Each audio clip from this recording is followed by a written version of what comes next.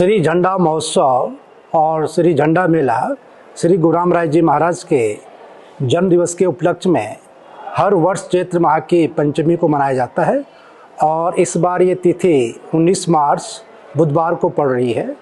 और मैं थोड़ा सा इतिहास बता दूं, श्री गुरु रामराय जी महाराज सिखों के 7वें गुरु श्री हरराय जी के ज्येष्ठ पुत्र थे और उनका जन्म पंजाब में सन 1646 को हुआ था और सन 1676 में श्री गुरु रामराय जी महाराज पंजाब छोड़ के इस दून घाटी में आ गए थे। यहाँ पे उन्होंने अपना डेरा डाला और इसी कारण इसका नाम कालांतर में देहरादून पड़ा। तो श्री गुरु रामराय जी महाराज को देहरादून का संस्थापक भी कहा जाता है और उनके जन्म दिवस के उपलक्ष्य में एक बहुत बड़ा समारोह यहाँ पे होता है। उन्होंने जो धर्म ध्वजा यहाँ पे सन 1676 में स्थापित की थी, उसी स्थान पर विशाल का झंडारोहण होता है। जो ये झंडारोहण होता है ये और झंडों से थोड़ा सा अलग होता है। जो ध्वज दंड है ये साल के वृक्ष से बनाया जाता है और इसकी लंबाई लगभग 90 फुट होती है और इसकी एक निश्चित माप होता है। जो नीचे सबसे इसका बॉटम होता है ये 32 इंच का होता है और ये 32 इंच लंबाई 50 फुट तक ऐसी रहती है। उसके बाद हर 10 फुट पर 2 इंच कम होती है और जो इसका सबसे ऊपरी भाग रहता है इसकी गोलाई 5 इंच होती है। इस पर संगतें जो हैं रंगीन वस्त्रों का आवरण चढ़ाती हैं जिनको गिलाफ कहते हैं। ये 3 तरह के होते हैं। सबसे अंदर जो है सादे गिलाफ चढ़ते हैं और इनकी संख्या 41 होती है। उसके बाद अंदर के जो इसके अंदर का जो गिलाफ होता है उनको सनील का गिलाफ कहते हैं, इनकी संख्या 21 होती है। जो सबसे बाहरी आवरण वस्त्रों का होता है रंगीन आवरण, ये मलमल का कपड़ा होता है और इसको दसनी गिलाफ कहते हैं, ये संख्या में 1 चढ़ता है। ये गिलाफ वस्त्रों का आवरण उन संगतों द्वारा चढ़ाया जाता है जिनकी मनोकामना पूर्ण होती है या जो कुछ मन्नतें यहाँ पे मांगते हैं। और जो दसनी गिलाफ चढ़ाने का इस बार का परम सौभाग्य हमारे नवा शहर पंजाब के सेवक 2 भाई हैं, श्री राजेंद्रपाल जी और श्री सतनाम जी। उनको लगभग 100 साल बाद जो है ये अवसर मिला है। उनके दादाजी ने उनके लिए अपने पोतों के लिए मन्नत मांगी थी जो पूरी हुई, तो उस खुशी में वो इस बार दसनी गिलाफ चढ़ाएंगे। तो ऐसी मान्यता है कि जो भी दरबार साहिब में आस्था के साथ भक्ति भावना के साथ मत्था टेकता है, गुरु महाराज उसकी हर मनोकामना को पूर्ण करते हैं। झंडारोहण का जो मुख्य आकर्षण है, दरबार साहिब का जो पश्चिमी द्वार है वहाँ पे एक चबूतरा है, तो वहाँ पे ध्वज दंड को फहराया जाता है। और जैसे मैंने अभी शुरू में कहा कि ध्वज दंड पे जो है 3 तरह के वस्त्रों का आवरण चढ़ता है और ये संगतों द्वारा चढ़ाया जाता है। तो सबसे पहले सुबह पूजा अर्चना के बाद हमारे दरबार साहिब के जो राज पुरोहित हैं, वो जो वर्तमान में स्थित झंडे जी हैं, उनको उतारा जाता है, उसका अवरोहण होता है और जो उस पर वस्त्रों का आवरण होता है उसको संगतें जो हैं प्रसाद के रूप में ग्रहण करती है। और इस बार नए झंडे जी चढ़ाए जाएंगे जो अभी हमने जो हमारा भंडारी बाग बॉम्बे बाग स्कूल है वहाँ पे रखा है और 16 मार्च को सुबह 7:30 बजे संगतें बड़े आदरपूर्वक इस नए झंडे जी को दरबार परिसर में लाएंगे। तो सुबह पूजा अर्चना के बाद इसको पंचामृत और गंगा जल से इसका स्नान कराया जाएगा। उसके बाद इस पर जो है फिर नए गिलाफ चढ़ाए जाएंगे और 1 बजे से लेकर और 3 बजे तक जो है ये पूरी प्रक्रिया चलेगी। उसके बाद झंडे जी को अंतिम रूप दिया जाएगा और शाम 4 से और 5 बजे के बीच जो है नया ध्वज दंड जो है अपने स्थान पर फहराया जाएगा। तो इस अवसर पर बहुत सारी संगतें, लाखों की संख्या में हमारी संगतें दरबार परिसर में आती हैं, सेवा करती है और गुरु महाराज के दरबार में मत्था टेकती है। और ऐसा अटूट हम सबका विश्वास है कि जो भी दरबार साहिब में आता है उसकी हर मनोकामना पूर्ण होती है। और इसके लिए हमने पूरी तैयारियां कर ली हैं। सबसे जो महत्वपूर्ण तैयारी होती है कि इतनी लाखों की संख्या में जो हमारे देश के विभिन्न राज्यों से और विदेशों से भी हमारे NRI आते हैं, उनके लिए ठहरने की, रहने की व्यवस्था और लंगर की व्यवस्था, भोजन की व्यवस्था और टॉयलेट्स, वॉशरूम, पानी की व्यवस्था, तो सब अच्छी व्यवस्था जो है हमारे दरबार में हमने कर ली है।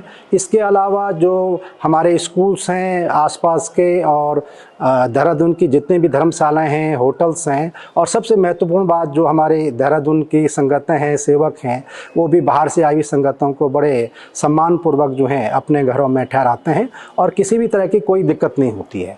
तो बहुत अच्छी व्यवस्था हमने की है, सारे रहने की व्यवस्था। और जो भोजन के लिए जो हैं 3 बड़े लंगर जो हैं 24 आवर्स यहाँ पे चलते रहेंगे दरबार परिसर में, तालाब में और माता वाला बाग में।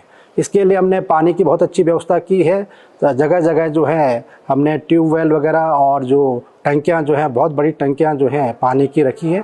और इस संदर्भ में संगत से विनती भी करना चाहूँगा कि जैसे पानी की बड़ी समस्या है, कमी है, तो पानी का बहुत ही उचित उपयोग करें और जो ज़रूरी हो उतना ही प्रयोग करें। उसके अलावा साफ़ सफाई का, स्वच्छता का जो है विशेष ध्यान रखें। और इसके अलावा जो संगतों के स्वास्थ्य परीक्षण के लिए उनको कोई स्वास्थ्य संबंधी कोई दिक्कत न हो, इसके लिए श्री महंत इंद्रेश अस्पताल पटेल नगर की डॉक्टर्स की team, nursing staff, paramedical staff जो हैं दरबार परिसर में 24 आवर्स जो है तैनात रहेगा। उनकी जांच करेंगे और स्वास्थ्य के बारे में जागरूकता अभियान भी चलेगा। इसके अलावा ब्लड डोनेशन, रक्तदान शिविर भी यहाँ पे संगत के लिए हम आयोजित करेंगे। सुरक्षा के लिए जो है हमें पुलिस प्रशासन का पूरा सहयोग मिलता है। इसके अलावा जो दरबार साहिब के सेवक होते हैं वो पूरे इस परिसर में घूमते रहते हैं कि किसी को कोई दिक्कत न हो। इसके लिए पुलिस प्रशासन द्वारा जो हमारा दरबार साहिब का दर्शनी गेट है वहाँ पर एक टेम्पररी थाना जो है स्थापित हो गया है, मेला थाना। और इस बार हमने उसको एक नया भवन वहाँ पे हॉल बनाया है, जिससे कि पुलिस के जवानों को पूरा मेला परिसर को मॉनिटर करने के लिए कोई दिक्कत नहीं होगी और सारी सुविधाएं वहाँ पे हैं। तो पहले से प्राचीन परंपरा रही है कि झंडारोहण के एक दिन बाद झंडे जी पंचमी को चढ़ते हैं, तो सप्तमी को जो पुराना देहरादून नगर है उसकी संगतें जो हैं परिक्रमा करती है। और ऐसा विश्वास है कि उस समय जब श्री गुरुराम राय जी महाराज यहाँ पे तपस्या कर रहे थे तो वो जो स्थानीय संगतें थी उनके दर्शनों के लिए जाते थे, उनका दुख सुख बांटते थे। तो आज भी संगतें जो हैं उस पथ का, उस मार्ग का अनुसरण करती है। तो ये परिक्रमा दुख सुख बांटते थे, तो आज भी संगतें जो हैं उस पथ का, उस मार्ग का अनुसरण करती है।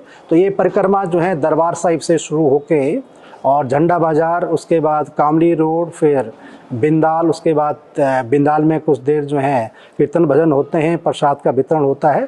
उसके बाद तिलक रोड होते हुए चक्राता रोड, उसके बाद पलटन बाज़ार, घंटाघर और धामावाला, फिर इधर से ये लक्की बाग और रीठा मंडी होते हुए भंडारी बाग में फिर संगतें कुछ देर के लिए रुकती हैं। वहाँ पे कीर्तन भजन होते हैं, प्रसाद का वितरण होता है। फिर वापसी में आते हुए जो श्री महंत साहिबान सहारनपुर चौक के नीचे जो समाधि स्थल है वहाँ पर भी संगतें कीर्तन भजन करती हैं, मत्था टेकती हैं, प्रसाद का वितरण होता है। और फिर ये 1 बजे के आसपास जो है दरबार साहिब में परिक्रमा संपन्न हो जाती है। सुबह 7:30 बजे हम परिक्रमा शुरू कर देंगे, जिससे कि ट्रैफिक में कोई व्यवधान न हो, जाम की स्थिति न हो। हम संगत से विनती करते हैं कि वो केवल एक रास्ते को फॉलो करें और दूसरी तरफ से जो ट्रैफिक है वो बिल्कुल बिना किसी बाधा के चलता रहे।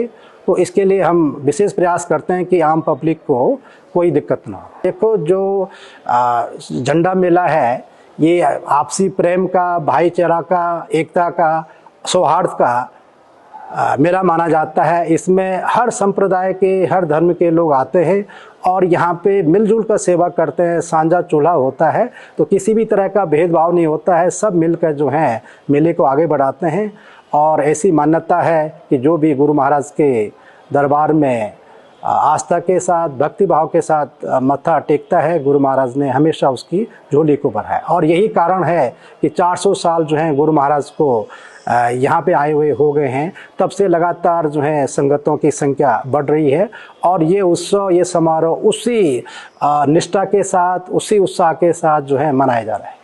जब झंडारोहण का समय होता है शाम को 3 और 5 के बीच में, उसमें झंडा दरबार परिसर जो है खचाखच भर जाता है, आस्था का समुद्र उमड़ आता है और कहीं भी जो है तिल रखने की भी जगह नहीं होती है। लेकिन हमारी जो संगतें हैं, जितने भी सेवक हैं, बड़े अनुशासित हैं और बड़े व्यवस्थित ढंग से जो हैं वो इस पूरी प्रक्रिया को आगे बढ़ाते हैं। तो किसी भी तरह की कोई दिक्कत नहीं होती है। मैं फिर भी विनती करूँगा कि वो बड़े व्यवस्थित होके और जो इतनी भीड़ होती है उसमें धैर्य रख के और जो बड़े बुजुर्ग हैं, महिलाएं हैं या बीमार हैं, उनको पहले जो है देखने का अवसर दें। बाकी दरबार परिसर के चारों तरफ जो है हमने एलईडी लगा रखे हैं और लाइव इसका टेलीकास्ट भी होता है यूट्यूब चैनल के द्वारा।